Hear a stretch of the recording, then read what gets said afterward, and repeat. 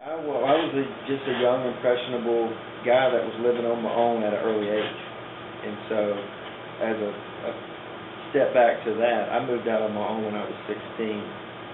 And again, worked full-time, went to school full-time, and then fell in line with some guys that were what I'm going to call old hippies that were very smart, finished carpenters, photographers, wallpaper hangers.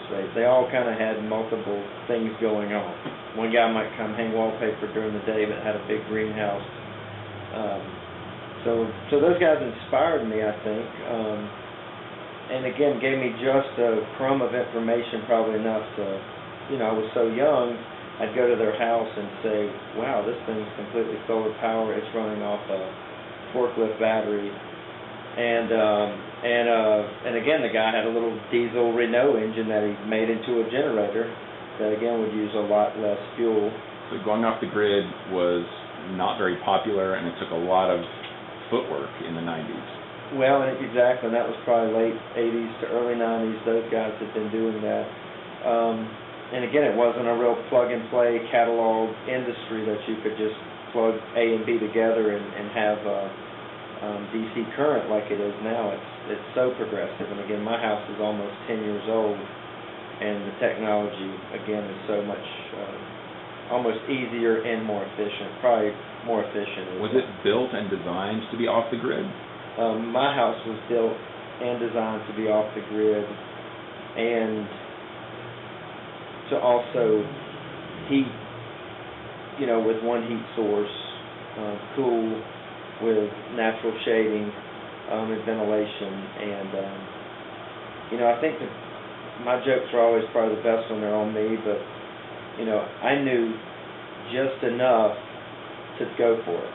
I think now I have people who come to me as soon as last week, a guy called me up and said, hey, I want to build an off-grid home, and I thought, well, you better call some people and get a little bit more information, because it's not as easy as it sounds.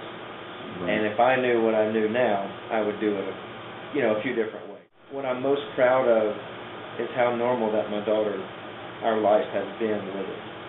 And I think as a legacy for my daughter,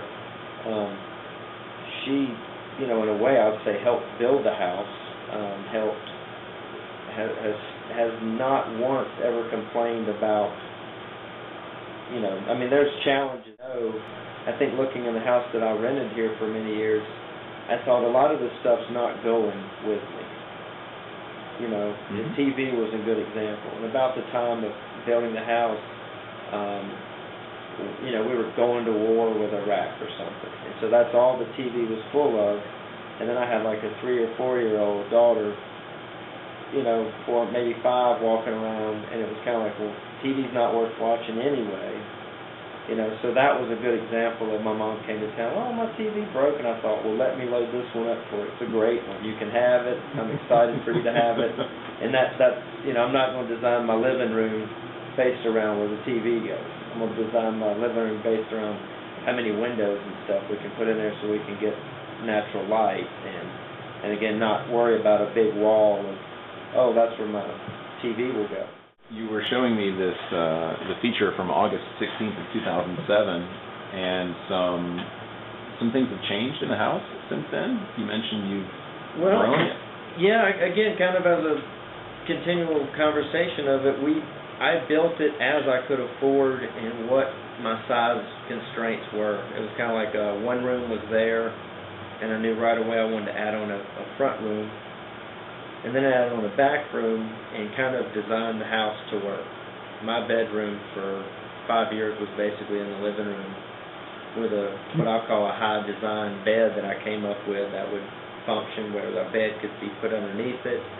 And again, nobody ever really came in and said, this is weird, it's like your bedroom's in the living room. The next phase of the house is we grew off both sides of it. I got a master suite, second master bathroom, master closet. My bedroom's no longer in the living room. Gracie has a bedroom.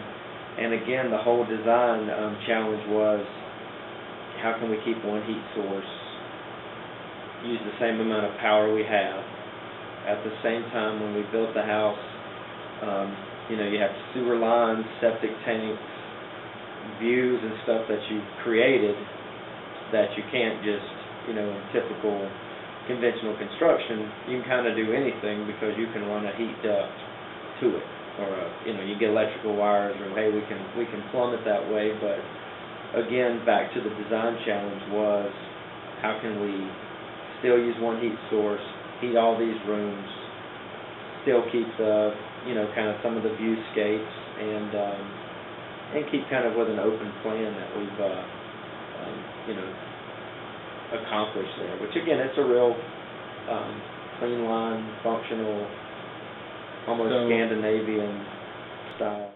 What can you say about the way the conversation is going right now here in Transylvania County? Well, I think, you know, energy efficiency, education, and just people's personal connection with all those tie together why, you know, I wanted to challenge myself to do it. Weekly I'll get a phone call from somebody, whether it be a friend of a friend, somebody finds me on the internet or something, and it's exciting in a way. Again, I think I look back and maybe I discredited those guys earlier by saying they were the, you know, the hippies or the weirdos. I mean, they were the exciting, great people. To me, they're making it happen. And in a way, some of those same people are who I call. So my joke is I specialize in the outside the box, you know, thinkers. And as of yesterday, a good way of saying it was, technology has changed, and so many people are still using old technology. So whether it's a green-minded mindset, I think most people want it for just, whether it's nothing else, the dollars and cents, because it's efficient.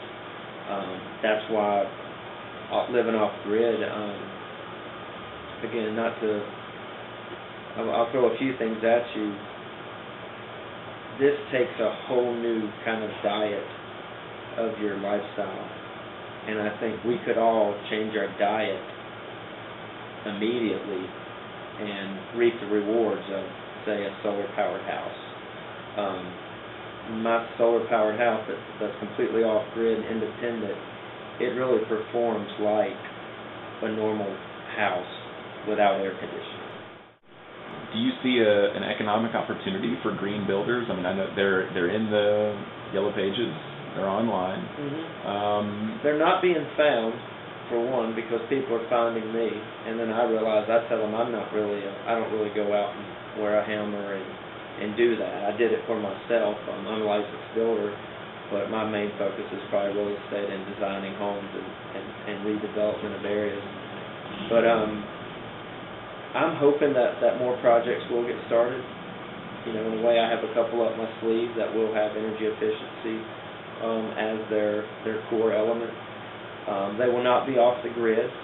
Again, if I built another home, it would not be off the grid based on efficiencies and just less moving parts, and the idea to make it more of an education. Like this, in a way, is extreme. But I think that you're going to see more people, you know, start incorporating these ideas into it. If you had one thing that you could say to someone who's looking at, you know, building smart, as you call it, what would someone do if they wanted to get off on the right foot? Well, maybe a few things. One that's probably learned the hard way is do not buy the cheapest land just because it's the cheapest land. Like, do take into account, do as much research on your own with reading these books and other people's successes and challenges and failures based on just citing a house.